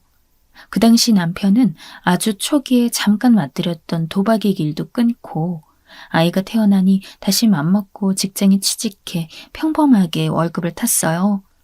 저에게 생활비를 주었고 그렇게 별일 없이. 하지만 그렇게 돈독하지도 않은 가정생활을 지내오고 있었죠. 제가 몸이 별로 안 좋다 보니 이 무렵부터 집안일을 잘 못했고 아이 보는 게 고작일 정도였어요. 꽤 가볍지 않은 병을 잠시 앓았던 터라 그걸 치료하는데 돈이 좀 들어가기도 했고요. 그런데 참 야속하게도 그 무렵부터 남편이 다시 이상해지는 거예요. 남자가 밖에서 일을 하고 그러면 집에서 여자가 좀 받쳐주고 해줘야 하는 거 아니냐? 요즘 진짜 내가 보람이 없어. 집에 들어올 맛이 안 나. 이런 말을 하며 화내는데 남편의 이런 모습을 아주 조금이라도 맛보았다지만 그래도 여전히 서글펐어요. 아파서 그런 건데 그런 것들을 알아주지 않으니까요. 그런 상태로 우리 부부는 점점 냉전에 치닫게 되었고 아이는 초등학교를 가고 중학교 가는 그 많은 시간 안에도 여전히 냉기가 흘렀어요. 아들은 늘 집에서 엄마 아빠 눈치를 받고 제가 생각했던 결혼 생활의 그림은 이런 것이 아니기에 참으로 힘들었죠. 그러던 어느 날 저는 아주 끔찍한 얘기를 듣게 되었는데요. 다름 아닌 시누이의 전화로부터 알게 된 사실이었어요. 저기 올케, 혹시, 아니 그게, 그래, 이건 알아야지. 이미 아는데 모르는 척하는 거 아니지? 아니, 그럴 리가 없지 설마. 이런 온통 횡설수설한 말을 늘어놓고 있더라고요. 제가 전혀 뭔 말인지 모르는 걸 눈치챘는지 조심스레 말을 꺼냈는데요. 듣는 순간 정말 너무 절망스러워 죽고 싶더라고요. 올케 몰랐구나. 아니, 근데 좀 알아둬야 해. 상황이 많이 심각해. 그게 명진이 집에 잘 안 들어오지. 그게 말이야, 명진이가 여자가 있어. 회사 동료라나? 아가씨라고 하더라고. 근데 그 여자가 말이야. 여기까지만 들어도 전 정신을 차릴 수 없어 어질어질한데 이 뒤의 얘기는 더 끔찍했어요. 아니, 그 여자가 좀 골칫거리가 아니더라고. 대뜸 우리 집에 와서는 자기가 명진이를 더 사랑한다나 뭐라나 막 며느리 노릇을 하려는 게 아니겠어? 명진이 그 자식도 무슨 배짱으로 자기 본가를 알려준 건지 원. 말로는 올케랑 이혼하고 그 아가씨랑 결혼한다는데 솔직히 우린 이게 다 뭔 소린지 모르겠어. 올케가 잘 좀 해결해봐. 엄마가 아주 미치려 그래. 저야말로 하나도 못 알아듣겠는 소린데 뭘 저보고 해결을 하라는 건지. 모르는 것보단 나았을지 모르지만 어떻게 자기 남동생이 저지른 일을 올케한테 해결을 해보라고 할 수 있나요? 이날부터 이틀이 지나 들어온 남편을 붙들고 저는 미친 듯이 따졌는데요.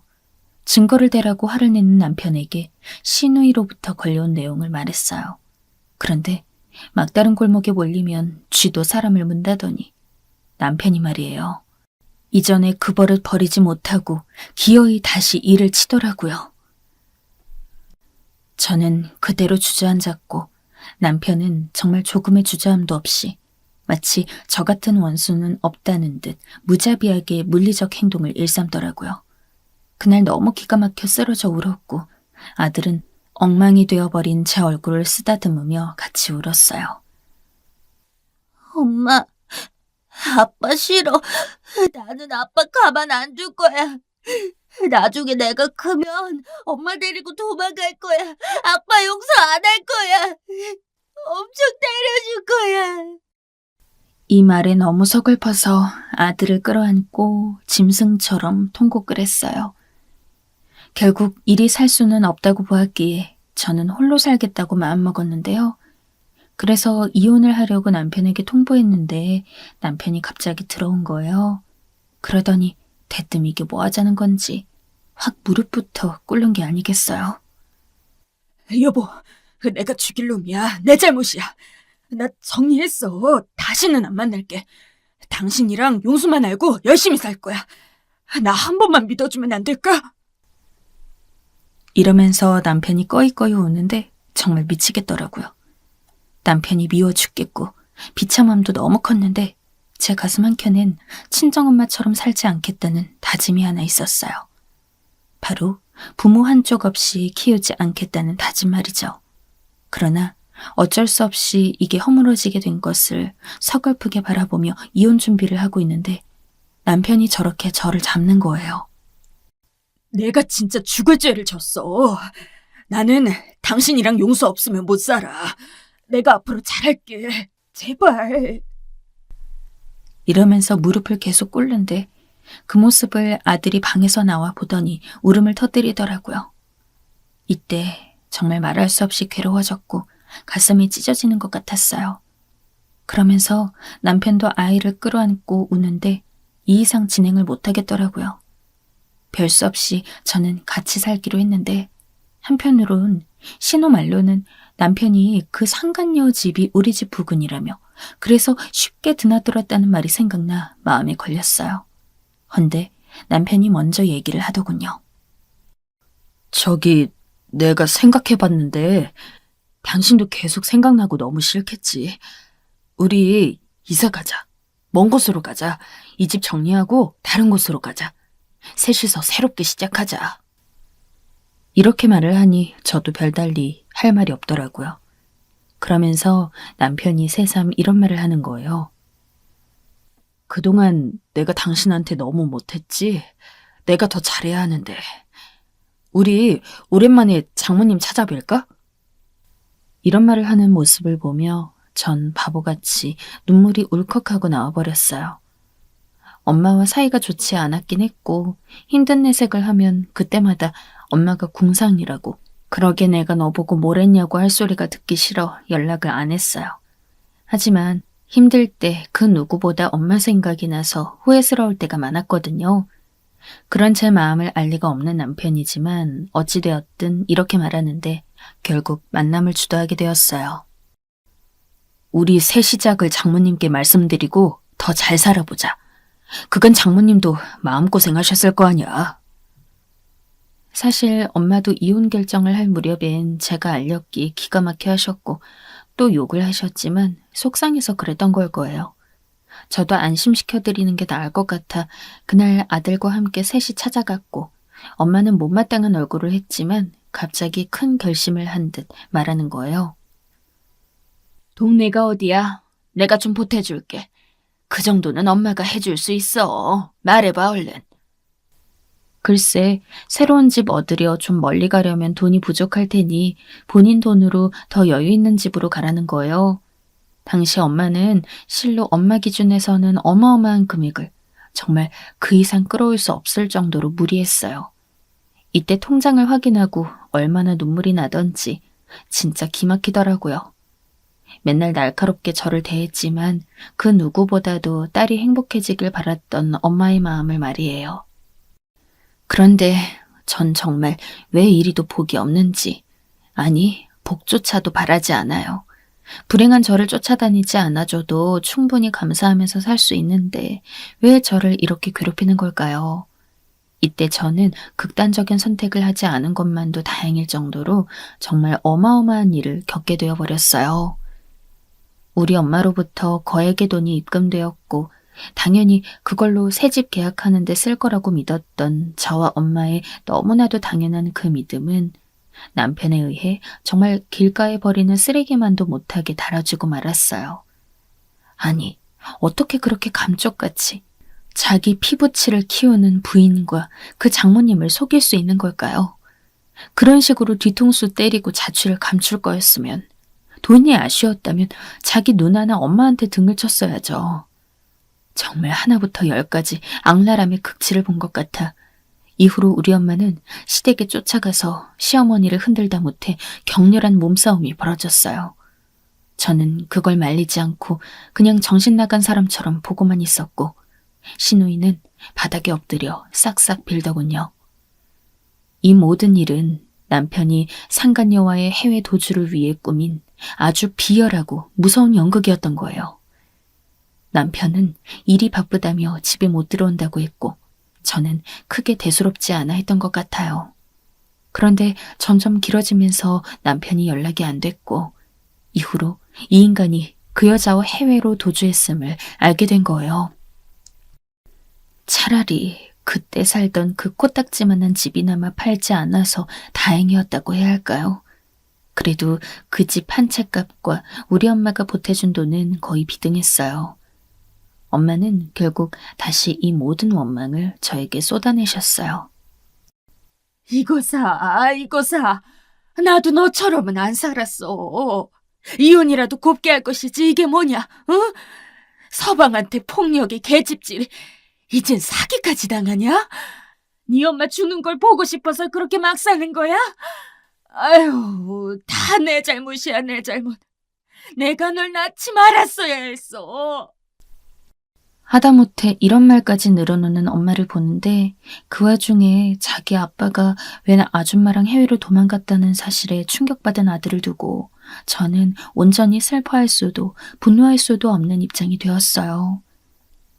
왜 감정조차 내 마음대로 못하게 이런 많은 상황들은 저를 사지로 몰아넣는 걸까요? 엄마는 연락하기만 하라며 그땐 너 죽고 나 죽는 거라는 살벌한 말을 남기고 연락을 끊어버리셨고 저는 그나마 남아있는 그 집 하나 가지고 살게 되었어요. 애가 어렸으면 저 정말 잘못된 선택을 했을지도 몰라요. 그런데 곧 있으면 고등학생이 될 알 거 다 알고 느낄 거 다 느끼는 아들이 있다 보니 그럴 수도 없겠더라고요. 이 시기를 사는 내내 그 어느 때보다 남편에 대한 원망과 분노보다 우리 엄마에 대한 생각을 많이 했어요. 엄마는 엄마로 사느라 포기도 못하고 죽지도 못하고 그렇게 버텼겠구나 하는 것 말이에요. 아들도 이때 알 만큼 아는 나이라 거듭 얘기를 했었어요. 엄마, 나는 아빠랑 그 아줌마 잡아서 진짜 엄마 앞에 머리를 꿀릴 거야. 내가 용서 안 해. 엄마는 아빠 절대 용서하지 마. 이런 말을 하는 아들을 보니 저는 더더욱 아들에게 제 아빠 얘기를 못하겠더라고요. 내가 결혼 잘못해서 생긴 이 미친 불행을 아들에게 물려주고 싶지 않았어요. 만약 우리 엄마의 불행이 나에게 온 거라면 저는 그 불행을 절대 내 자식에게 대물림하고 싶지 않았어요. 그냥 제 대에서 끊어버리고 싶었어요. 그리하여 입 다물고 꿋꿋이 많은 일을 하며 돈을 벌었고 근처 동네로 이사가서 다시 작달만한 집에서 새로 시작했어요.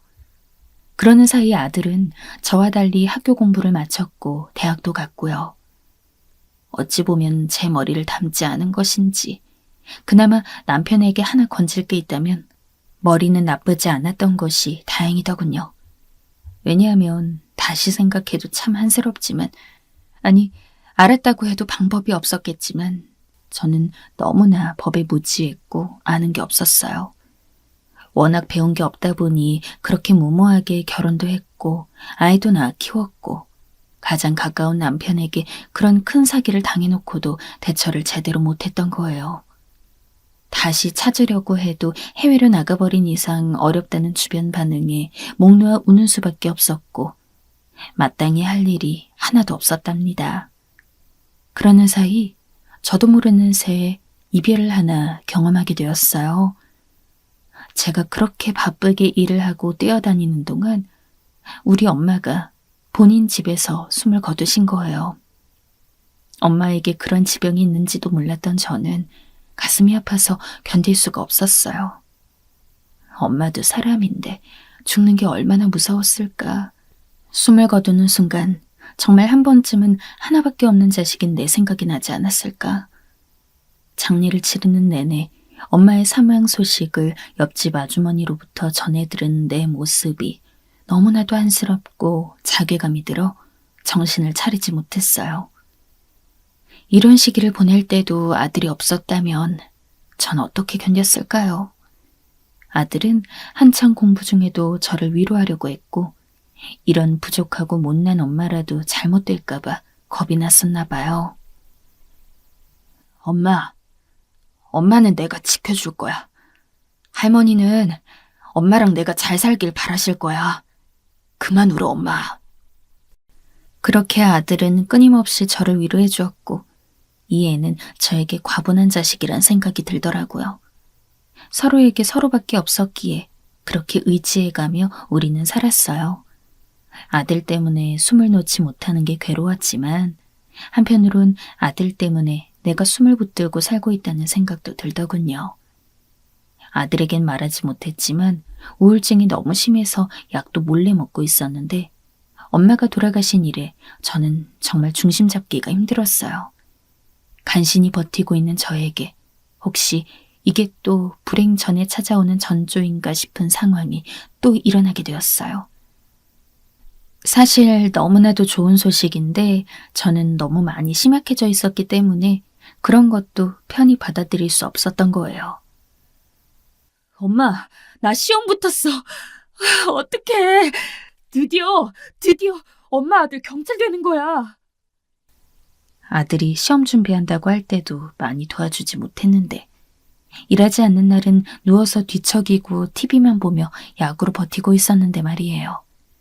이런 못난 엄마 아래에서 아들이 이렇게 잘 되다니 너무 기쁘면서도 한편으론 두려웠어요. 또 뭔가 나에게서 앗아가려고 이렇게 좋은 일을 먼저 주는 건가 싶어 마음이 연신 불안해지더라고요. 허나 상황은 조금 다르게 가게 되었으니 아들은 경찰이 된 이래 아주 새삼스러운 일을 하고 있더라고요. 저조차도 다룰 의지가 없고 손 놓고 있었던 일. 어쩌면 아들 입장에서는 매번 당연하게 준비하고 별로 쓸 일을 말이에요. 바로 제 아빠의 일. 아빠가 그렇게 사라져버린 일에 대해 다시금 추적하면서 찾아냈는데요. 사실 아들이 시험 준비하는 동안 간간히 찾아보고 저에게 얘기해주긴 했었어요. 그런데 제가 의욕이 없더라고요. 엄마는 다 필요 없어, 그런 거. 괜히 또 뒤집다가 벌집 건드려 터질까봐 겁나.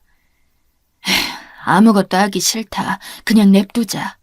좋은 일 생긴 것만 생각하고 싶어. 이렇게 놔두고 싶어하는 저를 두고 아들은 계속 반대로 쭉쭉 뻗어가면서 자기 나름대로 길을 찾아가더라고요. 그런데 거기서 의외의 사실을 알게 되었어요. 엄마, 이거 말이야. 공소시효라는 게 있어. 이런 사기죄는 10년이란 말이야. 그게 지나면 처벌을 못해. 그런데 올해가 딱 10년 차야. 10년 전 그러고 난 뒤로 얼마 더 지나버렸어. 이미 시기가 끝났다고. 이 말을 들으니 그동안 딱히 어떻게 하려 하지도 않았으면서 대뜸 세상이 무너지는 듯 억울함이 밀려오더라고요. 역시 내 인생은 엉망진창이구나 싶어 얼굴을 일그러뜨리고 있는데 아들이 다시 제 어깨를 잡더니 말하는 거예요. 새삼 여기서 심장이 엄청 크게 뛰는 게 느껴졌어요. 근데 있잖아. 일단 아빠가 해외로 갔잖아. 그럼 그 시기부터는 이게 중지가 되어버려.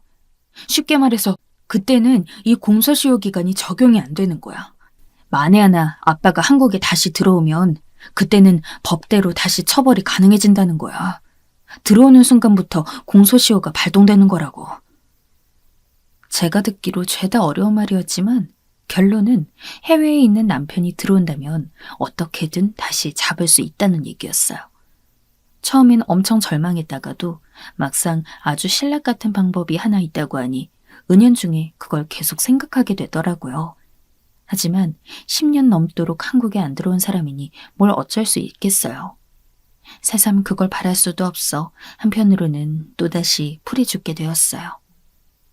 일단은 그냥 그렇게 알고 있다가도 어느새 잊어버리고 정확히 1년이 지난 듯해요. 그런데 우리는 정말 어이없는 타이밍에 이 일이 해결되는 것을 눈으로 볼 수가 있었어요. 다시 생각해도 맨날 망하기만 하고 나락의 길만 걷는 저에게 어떻게 다시 거꾸로 유턴하는 듯한 이런 일이 생긴 건지 믿기지가 않아요. 하도 너무 불행하기만 하니 조금이라도 숨 쉴 틈을 주는 것일까요? 엄마 놀라지 말고 들어. 그게 아빠랑 그 아줌마 잡혔어. 일본에서 들어오다가 잡혔대. 엄마, 내가 다시 연락할게. 이때 머리를 댕강하고 뭔가가 치고 확 사라지는 듯한 느낌이 들었죠. 들어왔다니. 그것도 전혀 생소하게 느껴지지 않는 해외인 일본에서 이렇게 구체적으로 내용을 듣게 되니 정말 실감이 났어요. 아들이 이런저런 얘기를 해줘도 사실 그간 너무 막연하게 느껴졌거든요. 절대 잡을 수 없을 거라고 생각했어요. 이 일이 해결될 거라는 생각을 조금도 하지 못했단 말이에요. 그런데 그렇게 멍청하게 보내고 있던 나날들, 그저 아들만이라도 무사순탄하게 직장 생활하는 것만으로도 분에 넘치다고 생각하던 날들 중 이런 소식을 받게 되었어요. 입국 심사를 하던 중에 걸리게 되었고 아주 뻔뻔하고 당당하게 혐의를 부인했다고 하더군요. 저는 되도록 남편과 마주하고 싶지 않으면서도 한편으론 더 만나고 싶다는 생각이 들었어요. 어느 꼴로 살아있는 건지, 그렇게 버리고 가버린 자기 자식이 지금 어떤 모습을 하고 본인과 마주할 수 있는 건지 그걸 전부 제 눈으로 보고 싶었거든요.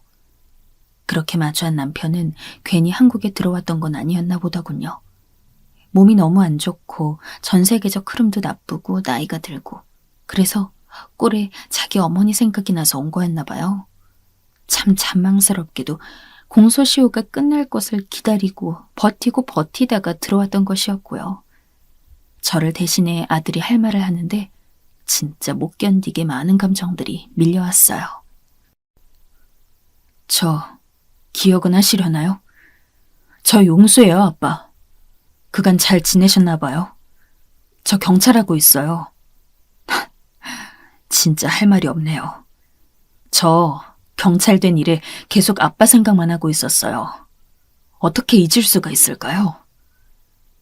남편은 마치 총이라도 맞은 마냥 굳어서 움직이지 못하더니 이후 뭔 생각을 하는지 몰라도 한겨울에 알몸이 마냥 벌벌 떨더라고요. 저랑 눈을 마주하는데 전 그조차도 역겨워 고개를 돌려버렸어요. 좀 더 옛날이었다면, 좀 더 이른 시기였다면 더 혈기 좋게 이 분노를 표현할 수 있었을지도 모르겠어요. 하지만 저보다 더 강하게 증오감을 표출하는 아들을 보니 굳이 저까지 온몸으로 혐오감을 표현하지 않아도 될 것 같더라고요. 사기 금액은 어찌어찌 가까스로 반 정도는 변제했지만 전액을 다 돌려받은 건 아니에요. 이후로도 아들이 저에게 열심히 설명했지만 저는 말이 어려워서 정확히는 못 알아듣겠더라고요. 돈도 돈이지만 나와 아들이 보냈던 그 시간들이며 친정엄마를 떠올릴 때 그 서글픔과 죄스러움을 생각하니 아무래도 변제와는 상관없이 처벌 쪽에 무게를 기울이게 되었어요. 그 상간녀의 신상을 그제서야 자세히 알게 되었는데 저보다 한참 어린 여자였더라고요. 그 여자도 그렇지. 창창한 나이에 유부남 만나서 큰돈 사기쳐서 해외로 날라버리고 뭘 어쩐다고 해도 해외에서 10년이나 버티는 게 쉬운 일이었을지 모르겠어요. 제 주제에 누구 걱정을 하나 싶네요. 하여간 저는 일이 이렇게 처리된 것도 아직까지 잘 체감이 안 되고 몇 번이나 이날의 일을 꿈으로 꿀 정도예요. 다 잡았는데 남편이 도망치는 꿈이라든지 잡았는데 남편이 아니었다든지 뭐 그런 류의 내용들 말이에요. 오래도록 제 속을 불안하게 만들었고 꾸준하게 이어지던 감정들이라 그런지 꿈이 현실보다 더 현실처럼 와닿고 있네요. 하지만 그 무엇보다 제 마음을 강력하게 울리고 충동질하는 감정은 이 일들이 엄마가 살아계실 때 있었다면 얼마나 좋았을까 하는 감정이에요. 다른 그 어떤 것들보다 그냥 그게 제일 한이 될 뿐이에요. 속상해하는 저에게 아들이 그래도 그럴듯한 말을 하더라고요. 엄마 열심히 살았잖아. 엄마는 그 불행이라는 말 좀 그만해. 엄마 복 받을 만한 사람이야. 그러니까 하늘에서 이렇게 말도 안 되는 타이밍에 해결할 수 있도록 복을 준 거야. 좋은 것만 생각하자, 응? 이런 말 하면 아들에게 또 혼나겠지만 정말이지 불행만 가득했던 제 인생에 어쩌다 아들처럼 착한 아이가 와준 걸까요? 저는 참으로 부모에게도 폐를 끼치고 자식에게도 폐를 끼치는 그런 존재인가 봅니다. 정말 더 이상의 불행은 너무너무 진저리가 나고 싫어요. 숨죽은 듯 조용히 지낼 테니 그저 이렇게만 삶이 조용히 흘러갔으면 좋겠습니다.